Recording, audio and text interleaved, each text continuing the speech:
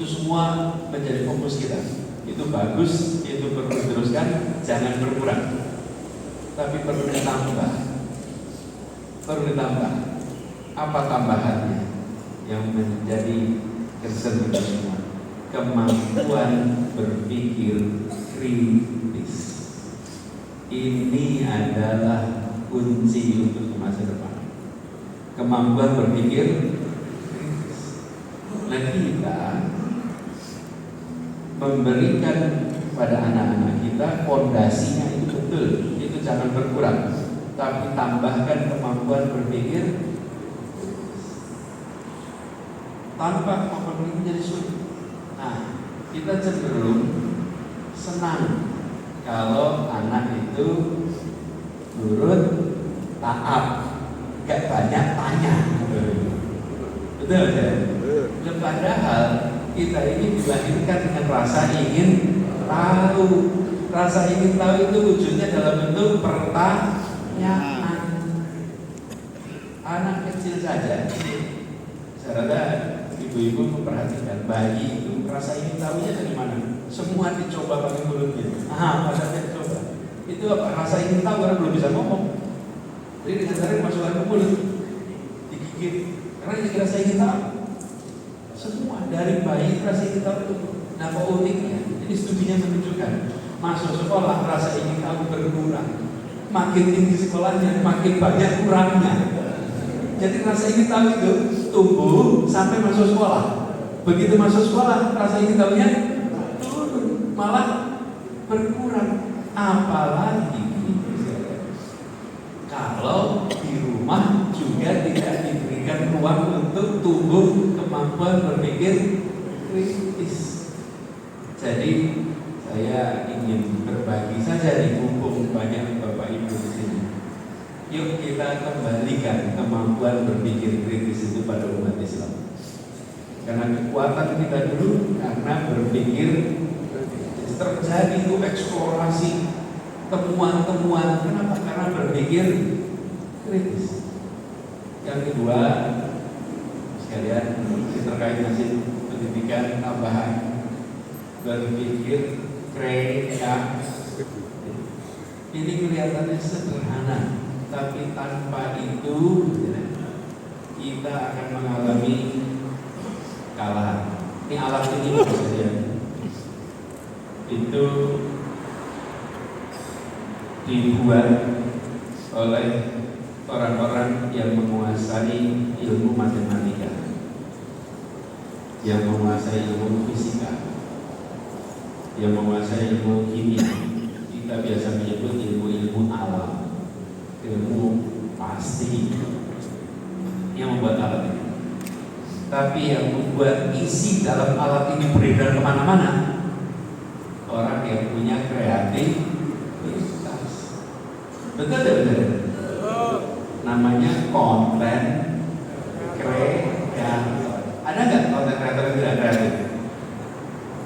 Ya kalau nggak ada, nggak jadi konten kreator. Konten kreator itu bukan YouTuber, bukan orang-orang yang bisa saja, tapi orang-orang yang bisa membuat materi-materi kreatif yang itulah yang kita penceramah. Penceramah itu senang penceramah yang membosankan atau yang menyenangkan? Yang menyenangkan itu pasti kreatif, betul. Kalau penceramah itu membosankan pasti tidak kreatif. Pasti. Ustaz Heri ini sangat kreatif. Dapat tugas mendadak, beliau bisa sampaikan dalam tempo yang sesingkat-singkatnya pesan-pesan yang mengesankan. Betul tidak betul? Di situ ada kreativitas, ada kemampuan untuk bisa memunculkan kebaruan. Nah, kreativitas ini ditumbuhkan. Jadi di majelis ini banyak orang tua. Kami titip yang fondasi tadi jangan hilang. Iman, Islam, akhlak itu fondasi. Itu kalau tidak punya akhlak yang betul repot, repot. Dan masa depan ini terkait ini. Itu yang ketiga, integritas. Ini soal akhlak. Hari ini kalau Bapak Ibu punya usaha, mau mencari orang pemodal baru, maka nomor satu, perusahaannya harus punya buku yang baik, laporan keuangan yang baik. Tanpa laporan keuangan yang baik, ada tidak yang mau invest? Ada. Kira-kira nih, kalau perusahaannya dikorup, ada tidak yang mau invest? Tidak ada. Dan kalau Indonesia pejabat-pejabatnya korup, ada nggak yang mau invest? Ada. Jadi kalau orang kita mengeluh investasi itu nggak datang, jangan menyalahkan swasta. Dan mereka mau invest tanya, ini harus punya teman pejabat tidak ya? Harus punya komisaris jenderal tidak ya? Pak Camat belum komisaris Pak. Mudah-mudahan nanti ada usaha lokal Pak. Yang menjabat, yang pensiun, minta ikut jagain. Kenapa harus jagain? Kalau ada kepastian hukum, yang menjaga siapa? Ketaatan pada aturan itu yang menjaga diri pelaku usaha. Karena ada kepastian, kalau tidak ada kepastian hukum harus cari backing. Ini yang membuat problem kita ke sana. Masalah korupsi ini mulainya di mana Bapak Ibu sekalian? Mulainya di rumah. Saya pernah menyaksikan peristiwa sebuah mobil satu keluarga diberhentikan polisi. Pada saat diberhentikan, si bapak yang nyetir ngajak ngobrol, minta diselesaikan di tempat. Lalu diselesaikan di tempat. Kira-kira Bapak Ibu, pelajaran apa yang diberikan pada anak-anaknya yang ada di mobil itu? Apa pelajaran? Pelajarannya apa? Sogok menyogok itu biasa. Bapak saya mempraktekkan di depan mata saya. Dan itu peristiwa macam itu, bukan hanya seperti itu, macam itu. Saya semua besar, anak mau daftar sekolah, tempatnya habis, bapak ibunya mengusahakan, lalu cari bekal sana sini, sogok sana sini supaya anaknya bisa masuk sekolah. Anaknya lihat itu semua, apa yang sedang diajarkan? Ini problem mendasar sekali bangsa kita. Kalau kita mau mengubah nasib kita, tidak bisa mengharapkan bangsa lain. Harus kita sendiri yang mengusahakan. Jadi salah satu fondasi adalah soal integritas. Jadi saya titip kita semua orang-orang tua ini, mari kita dari rumah kita memunculkan integritas, memunculkan berpikir kritis, memunculkan berpikir kreatif di atas fondasi yang saya katakan tadi, pendidikan agama yang kuat, iman, Islam, akhlak itu jangan digeser, tapi tambahannya jangan hilang, karena tanpa itu kita akan kalah ke depan. Singapura menjadi maju seperti sekarang, Korea Selatan menjadi maju seperti sekarang, Jepang menjadi maju seperti sekarang, itu bukan semata-mata karena orang investasi banyak, tapi karena mereka mendidik bangsanya dengan karakter yang baik. Karakter itu artinya kebiasaan, akhlak yang baik. Saya pernah mengalami sebuah peristiwa ini di Jepang. Kami naik ke Gunung Fuji. Gunung Fuji itu agak tinggi. Kami naik ke atas. Saya waktu itu masih kuliah, Pak. Sampai ke puncak itu bawa tongkat. Saya tidak bawa tongkat, saya bawanya kertas. Kenapa saya bawa kertas seperti ini? Pakai kertas karena jadi gini, kalau yang punya uang belinya tongkat, kalau yang tidak punya uang pakai kertas, Pak.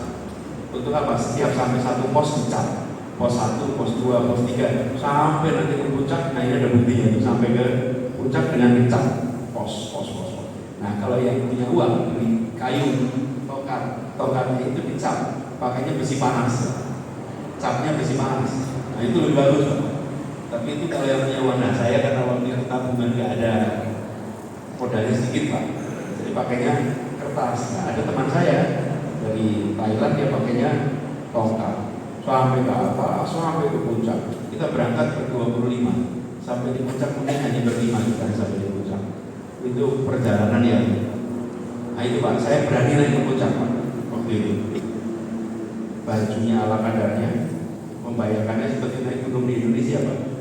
Sampai di sana dinginnya luar biasa. Baru setengah itu sudah dirodok, sampai ke puncak itu nggak bisa ngomong Pak, hanya jongkok menahan dingin. Di situ saya merasakan betapa pemberani itu bisa disebabkan dua hal. Berani karena bernyali, yang kedua berani karena tidak tahu resiko. Saya ini rombongan yang kedua kan? Berani karena tidak tahu resiko. Dan sampai di sana baru udah nggak bisa turun, udah bisa minta tolong Pak. Udah sampai di puncak. Nah pulang dari sana, kami berlima ini kelelahan naik taksi ke suatu tempat yang kira 1,5 jam pakai taksi. Karena capek di taksi tidur. Begitu sampai di tempat tinggal, turun, taksinya dibayar, taksi berangkat. Baru sadar tongkat yang tertinggal di taksi. Nah, padahal bukti sampainya itu ada di tongkat itu. Tongkatnya ditaruh di belakang mobil. Jadi kalau sedan kan belakangnya ada kosong aja, tapi belakang tongkat itu. Turun langsung. Itu Pak, gelonya Pak, sedihnya itu. Wah, ini sedih. Nah yang seperti saya punya kertasan saya pegang, aman. Yang punya tongkat, dia namanya bukti kalau dia sampai ke puncak. Dan menyesal Pak. Dia taksinya dari tempat yang kira-kira 1,5 jam, mungkin sampai 2 jam dari tempat itu. 3 hari kemudian, 3 hari kemudian, di tempat kami tinggal ada tulisan, ditemukan tongkat di taksi, tanggal sekian, jam sekian, yang merasa